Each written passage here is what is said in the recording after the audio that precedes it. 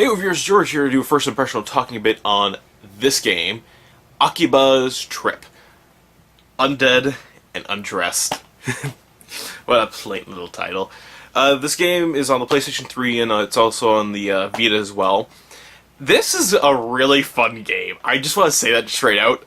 Don't let the title kind of turn you off a little bit, because it's says Undead and Undressed, and also if you look at how they have the title of the game, they kind of highlight the S to make it look more like strip. But don't let that turn you away thinking this is some sort of bizarre M-rated game where stripping is involved in some sorts. It's not what you think. Basically, what this game is, you play as a character who gets turned into a man-made vampire, essentially, called a synthesizer. And what synthesizers do is they go around draining life force from people. Though, the interesting thing is, your character, although has been turned into one of these man-made vampires, actually retains his ability to, not be a mindless drone, and whatnot. So you partner up with this other girl who's hunting down synthesizers, and you're trying to defeat all of them and eradicate the problem. How you do that, how you get rid of these man-made vampires, is by stripping their articles of clothing off to expose them to the sun.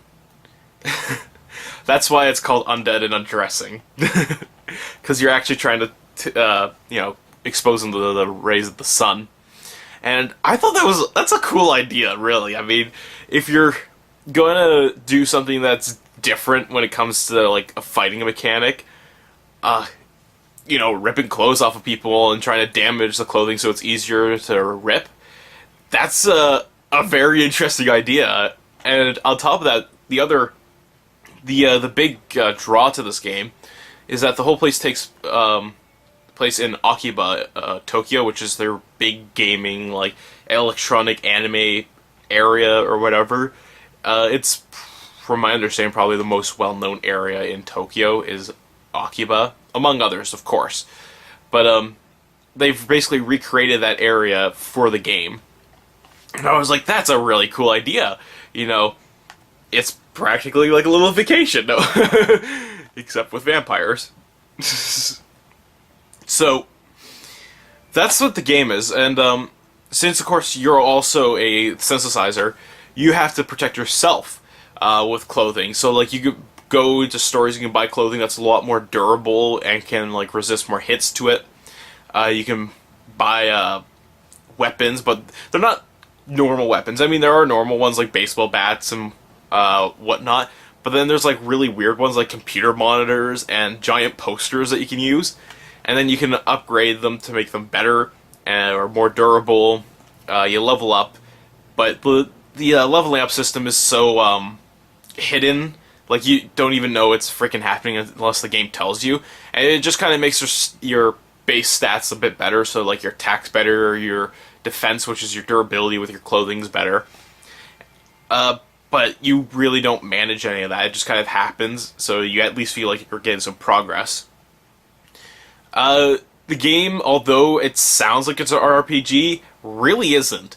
It's more just a, maybe not really a hack and slash, because there's not really hacking or slashing, but it's kind of almost like a 3D beat 'em up that has, quests around that you do. You have the main story quest, you can do side quests to get some extra yen to spend to, of course, make your clothing better, or get some items and whatnot. There's a dojo where you can battle and grab some extra stuff. You can sell items that your enemies drop and whatnot. You learn combos to make things a lot easier.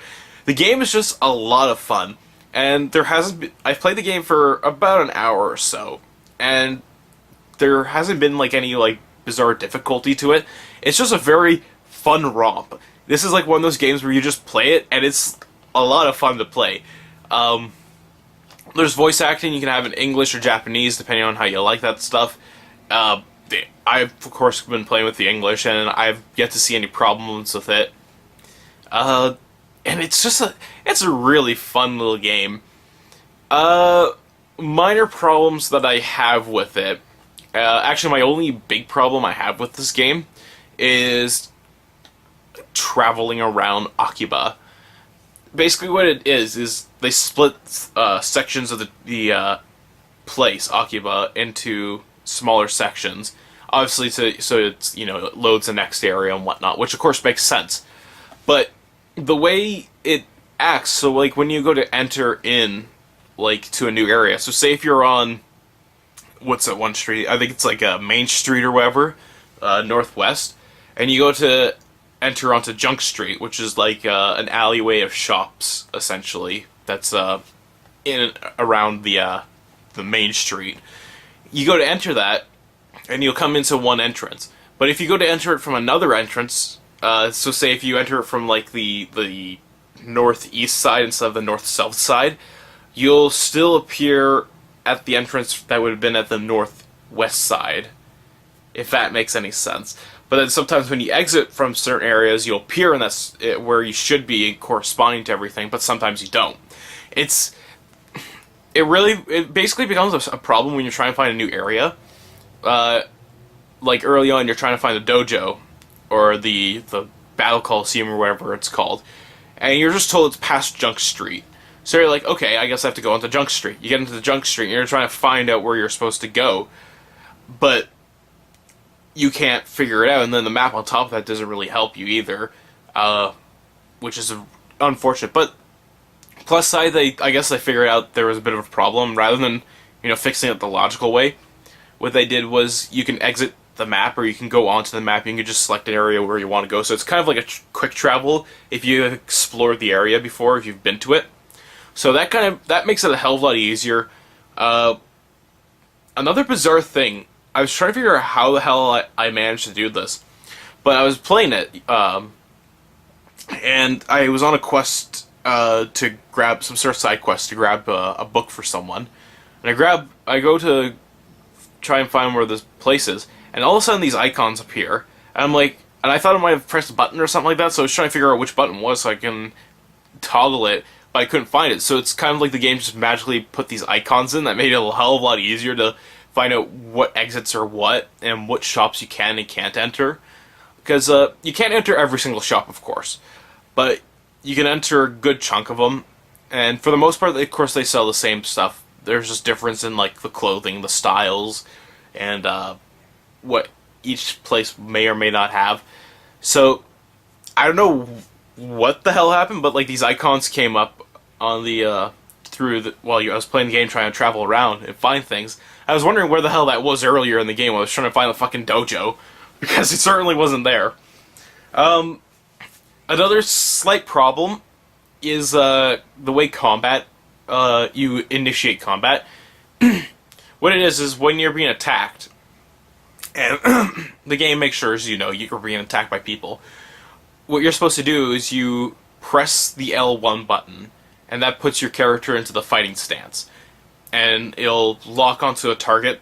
You can tell because it has like the icon or whatever around that target. And you press the certain buttons, like the triangle attacks the head section, circle attacks the torso section, and X attacks the leg section. And if you want to try and rip someone's clothes off, you just press and hold that button to correspond with each of the sections of the body.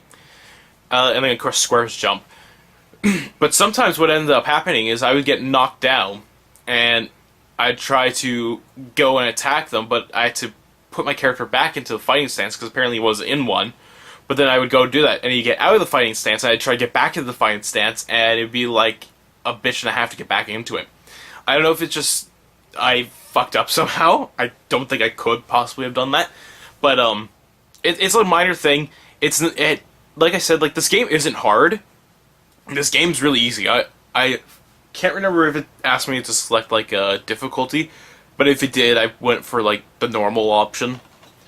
But yeah, this game is really easy. So I mean, even if you do manage to get in a bit of a screw up like that, and you're trying to like get back in that fighting stance, you never really feel like you're in any danger. Like, if you just, especially if you're really good at just making sure you upgrade your clothing every time you can, you'll be extremely fine in an extremely good position. Like, right off the bat, like, one of the early items you can grab is a shirt, and it has, like, I think it's either a 25 or, like, a 40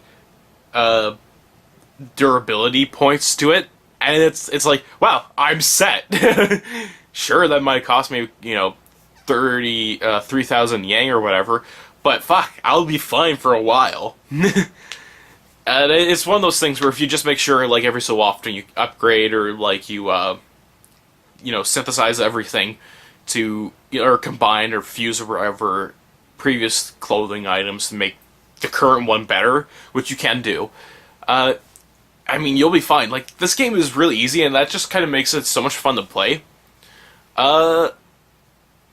Anything I have to really mention that's a bit of a big thing? Not really. It's a single-player game. I don't believe there's any multiplayer. I don't recall there being any multiplayer. Nope, there's no multiplayer.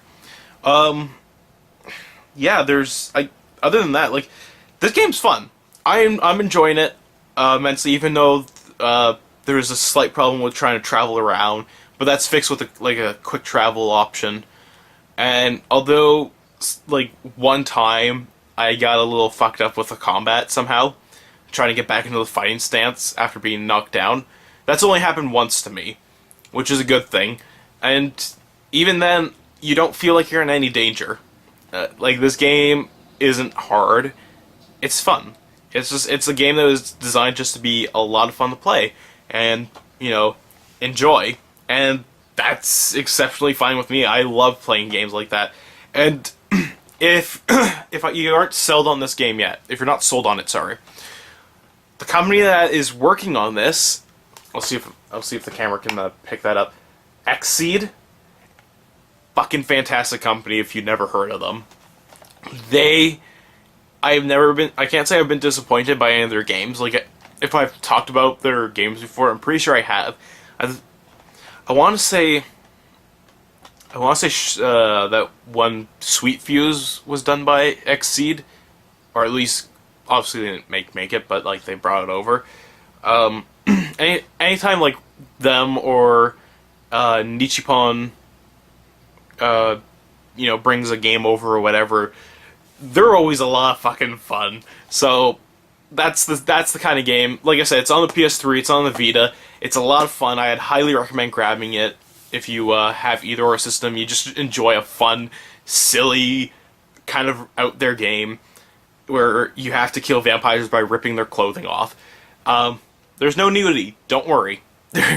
They've covered that, so to speak. So yeah. Akiba's Trip, Undead and Undressed. Loving this game to death. So, yeah. With that all said and done, until next time, keep on gaming.